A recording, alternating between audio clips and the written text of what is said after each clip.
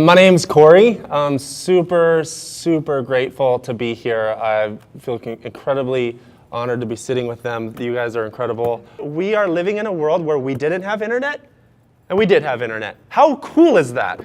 Like, we are the experts. We know what it was like then, and we know what it was like now. Okay? The secret is, what I found out, especially here, is we romanticize how it used to be too much, and we don't adopt what it's like now. And that's really unfortunate. And so that's my job.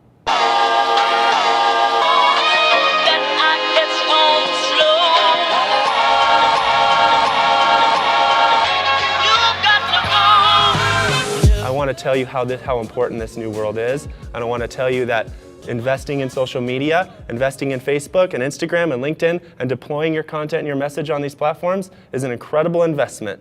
That's what it is, an investment. What's the ROI next week? Probably nothing, because you got to give it time. It's a marathon. Investing your business on social media is a marathon, especially what Bretta was saying, especially if you're not going to spend any ad spend on it, super marathon, but worth it every single time. And so how do you gain trust on social media, right? So Callie, she's posting all the time. You heard her 60? Are you serious? 60? I don't even have 60 posts scheduled. That's amazing. But if you're consistently posting or consistently executing, deploying on these platforms, you're creating trust and consistency. And where that trust comes is, like, I'm vlogging right now. I vlog all the time. I had to overcome this incredible insecurity of being on camera all the time. I have them follow me around. It's incredibly douchey, I'm sorry, but I totally just have adopted it and said, you know what, the result will be better than how I feel right now. So I do it anyway, right? And what it does is we have James called it a TV show, and that's a really good example of what I want to talk about just real quick, is this is not a TV, but this is where the show is. There was a time when radio was the place where you advertised, right? Then TV came out, right? And everybody said, oh, that's stupid TV. It's zombifying our children. Don't sit too close to it. It's not gonna, and people are like, okay, great, I'm glad you feel that way, but regardless of how you feel, TV is the new way to go. You should advertise on it. Then there were people that lost because they didn't adopt it, and there were people that won because they did, right? So now we're in that moment. We are in that moment right now where TV is going away, and this is the new TV. Super Bowl commercials come on, guess what? You're on here. Commercials come on anywhere. You're here checking your Instagram. You're here checking your Facebook.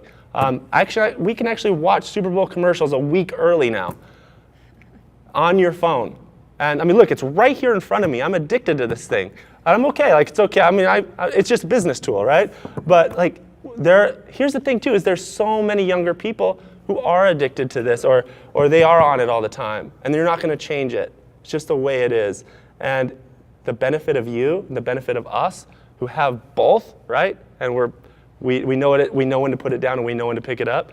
We could take advantage, not in a bad way, but take advantage of that and inspire people maybe. Maybe your message or your hustle is to inspire, like what you were doing, is to show people how wonderful and unique they are. That's what I want to do, is I want to show people how wonderful and unique they are so they can tell their message through social media. You know what I mean? And then you can use that to your advantage to tell your story, whether it's your business or not. I'll end with this: this is social media. Let's look at the macro of what social media is. Okay? Social media is communication. Period. That's all it is. If you can look at it as communication, then you'll navigate it so much easier. You know what I mean? Like, who has a message they would like to tell somebody in their business? If you're a business owner, which all of you are, or a part of a business, or maybe you're just a hustler and you're an entrepreneur, how many of y'all would love to get your product or service or your message out? Can I see your hands? Right? You have everything you need to do it. Without me, without us three, you could do it on your own. It's right in your pocket. You just got to get over it, put it in your face, do the ums and uhs, mess up a few times, upload it to Facebook, and let it go. Now, understand that the ums and uhs are needed.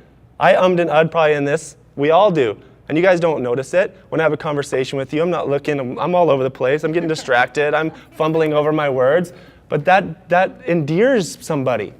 That creates trust. You know what I mean? So don't be afraid to be completely fumbling over yourself on a Facebook video. The difference between the winners and the losers in business on social media, remember I said those, I'm contextual, saying that nobody's a winner and a loser, but on social media and business is the ones that don't and the ones that do. It's not about who does it better, because there is no competition. I have an abundance mindset. There's enough for everyone. We're in the same industry. We compete, but I don't think we do, because we're in this together. There's so many opportunities for us to work together and collaborate with our clients and with each other. And I want that to be known through everywhere. Like, I want you to do it.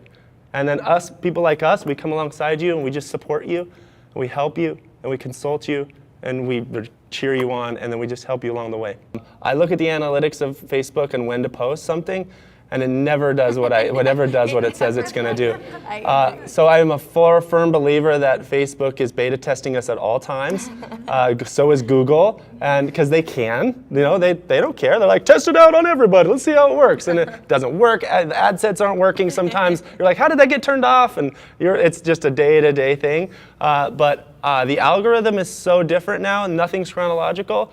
I'll post 10 things one day and 2 the next. It doesn't matter, because I know how it circulates through the feeds, and I just don't care. I don't care when I post anymore. I would agree with that. I feel like there's really no rhyme or reason, and that's a really good answer. I love that. We try across the board to do at least one post a day minimum. We hardly ever go a day without something going out. We personally, which it depends on everybody, try not to do more than 3, just because we get unfollows. The more we do, sometimes it annoys people, and they're like, oh my gosh, the Quarterly Resort is just posting all the time. And then it's an unfollow, and I'm like, no, that's one less person looking at our content. But that's not the case. Sometimes you can post 10 really, really great, strong posts, and people love all 10 of those. So just our general rule is a minimum of 1, maximum of 3 or 4. But yeah, I don't know. No rhyme or reason is my final. I would agree. I mean, if you're gonna make a commitment to be on social media, figure out that demographic that works for you, whether it's Facebook or Instagram, and you've got to be consistent. So at a minimum, you definitely want to do at least 1 a day. I usually post 1 to maybe 4 a day, depending on what's going on. I've tried doing lives at certain particular times of the day, and then, I figure I'm on social media to do it when I want, so I'll just do it when I want. And that's the whole point. I'm maybe early to rise and go to bed early, but you definitely want to have that consistency. If you're not going to be on there, part of the organic growth for me is, I'll unfriend you if you're just not on Facebook that much. You're taking up space in my social media world, where if you haven't been on your Facebook page or posted anything, I'm probably gonna not like your page or unfriend you if you haven't done anything in months or weeks. Can I add to this real quick? I think there's some value. How many of you heard about Mark Zuckerberg, and he did that whole post on how businesses are going to get hit on the algorithm of Facebook? You remember that? Okay, so let's address that real quick. We had the fortunate miracle to have a Facebook representative, like someone that works with us from Facebook to talk about our clients, talk about what we're doing. So guess what was the first question I asked them? I was like, what about this algorithm thing? Why everybody's freaking out? And then what usually happens is some announcements made like that, everybody freaks out, and then assumptions are made, and then they become blogs, and then blogs become facts, and then we all believe them. So I asked this Facebook representative, number 1, this is what I was told, was those algorithm changes are really done on an organic level, a lot of personal pages, not a lot of business, and this is on the ad spend side of things. It's really not hurting anybody spending money on Facebook.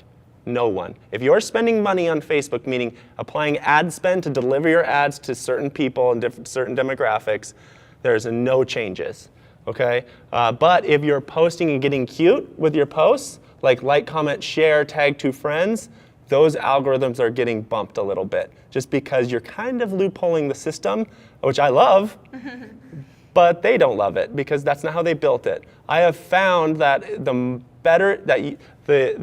most efficient way you use the tools, the way they're built, the better. Facebook will love you. Just like Google with SEO. If you do all the rules correct and you do it all right, they love you, So yeah, I thought that was something that should be said, because I think that's a big question in regards to the changes that they make at Facebook. So, do you have a like page or personal?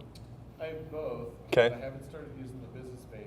Yeah, and are you allowed to deploy content on the business? It's very difficult for Lenny because we have hard compliance laws. Gotcha. So like I feel much more free on my personal page. Awesome. As long as I'm not specifically mentioning Willamette Valley Bank, right? Yeah. And what was your name? Lance. Lance. And what business? Sorry? What business?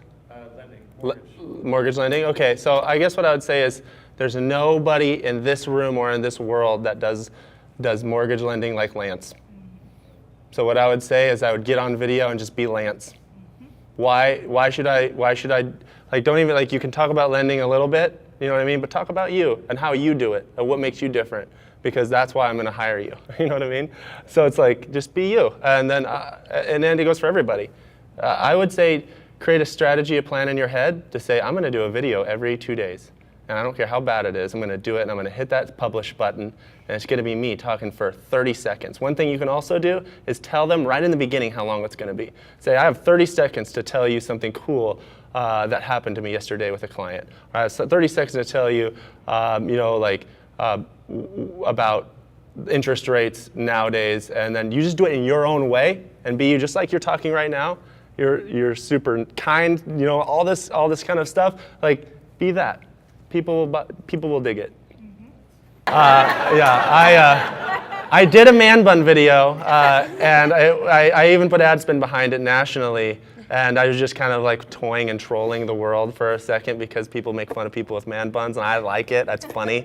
I just get cute. I get funny. I troll a little bit because it doesn't bother me. So what I'd say is, if you're not willing to receive a negative comment, don't even acknowledge it. Just don't talk, you know, because what'll happen is if you're being true to yourself and who you are, and you're being confident in you, then you'll get your supporters just taking care of you. They'll be like, you don't mess with him, his man bun's cool. You know, it's like, and you just watch it happen, watch it break out. And the really good thing is if you're consistently deploying content, in a week, they'll forget about it. It doesn't matter. There'll be a new video. You got to be consistent. So if you do one and you're getting hate, all this stuff, and you don't do another one for 3 months because you're like depressed in your room because of all the hate comments, that'll hurt, right? But just continually deliver content and ignore the haters, because if you're being true to yourself, there's no reason to worry about it. It's all about your audience and your demographic. So if you're B2B, let's say, I'll just give you examples, like a B2B business that we run, we do business with the Murray Group, right? They don't run a lot of social media because they choose not to, but if I were to run social media for the Murray Group, it would be a lot of LinkedIn, it would be a lot of business owners and people that are owning companies with a lot of employees, right? So I would generate that ad spend and that energy and that effort to LinkedIn where business owners are. However, you can target business owners on Facebook, so there'd be a little Facebook as well. Maybe you're B2C, right? The business to consumer. Dr. Erin Elliott of Post Falls Family Dental is a client of ours, and we do all of our social media, and it's actually going really well. She's Facebook, like all Facebook, some Instagram, but like Facebook is her people because those are where her patients are, you know what I mean? Then you have B2B millennial, or B2B Gen X, or B2C millennial, or B2C Gen X. You got to find out where they are. So if you're B2C millennial, you're like all over Instagram. Do you know what I mean? And so just really digging into your client, finding out, hey, where are your people at? You're a dentist, you want patients, let's go to Facebook, you know? You're wanting to sell t-shirts to children or kids or teenagers. Oh, let's do a bunch of Instagram stuff and some Facebook, and maybe we do Snapchat geo filters at Hoop Fest. You never know. I appreciate your time. Thank you.